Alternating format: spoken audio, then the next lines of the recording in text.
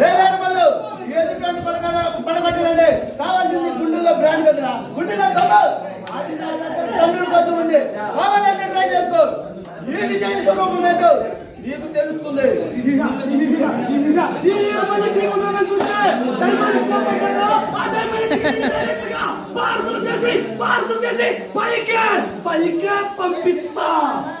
రేవేర్మలు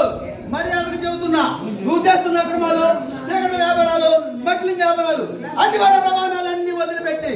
మర్యాదగా వచ్చి లొంగిపో నా చేతిలో నీ ప్రాణాలైనా మిగిలిపోతాయి లేదంటే నిన్ను ముక్కలుగా నరికి